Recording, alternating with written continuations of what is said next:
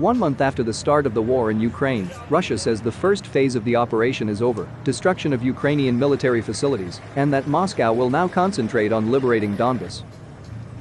Russia claims that the capture of Kiev and Kharkov was never part of Moscow's military plans. If we assume that the Russian announcements are true and not a diversion for the Ukrainians, then their claims are at least problematic. If Russia never intended to occupy Kiev and Kharkov, how do then Russian planners explain the apparently unsuccessful incursions to bypass the cities? How do they explain the huge losses in manpower and technology? Western estimates are that from 7 to 15,000 soldiers are killed, another 25,000 wounded, captured, deserted and missing, hundreds of tanks and other armored vehicles are destroyed or captured, along with nearly 1,000 other vehicles, artillery, anti-aircraft systems, and close to 100 aircrafts.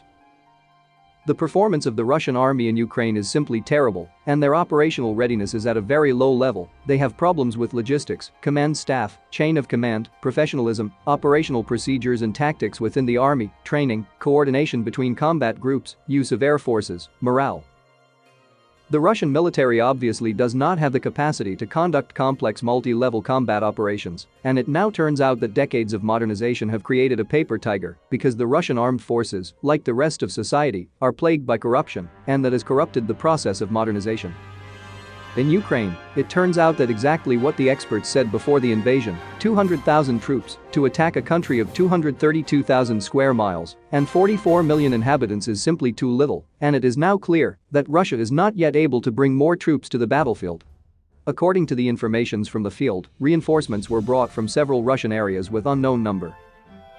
Ramzan Kadyrov's Chechen units came to fight around Mariupol. Chechens claim 25,000, Ukrainians say much less, but it is obvious that this is far from enough to achieve the initial goals.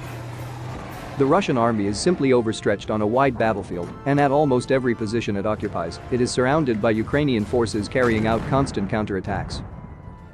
Therefore, the current Russian strategy is logical. They are withdrawing to Donbas, where with the available forces, they will be able to achieve a much greater concentration of combat capabilities, and they have secured supply routes, while intensifying the campaign for remote striking at Ukrainian military targets, primarily fuel, weapons and ammunition depots, the thing they should have done this in the beginning.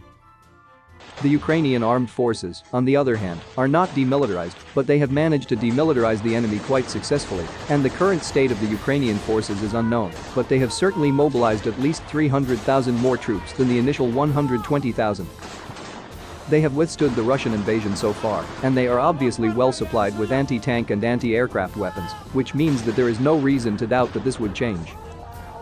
If no agreement is signed soon, at least on a ceasefire, which is certainly the best option at the moment, then a new front can be expected, concentrated in the south and east of Ukraine. Russian forces will certainly insist on the line connecting Crimea and Donbas, and will try to reach the administrative borders of Donbas.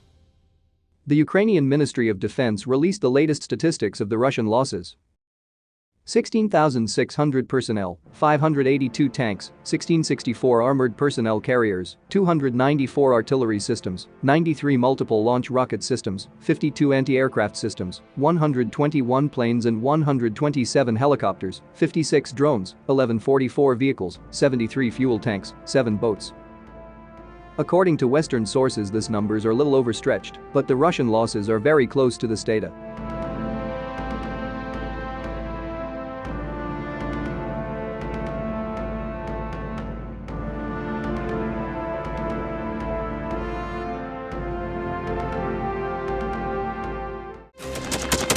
Thanks for watching, and don't forget to subscribe.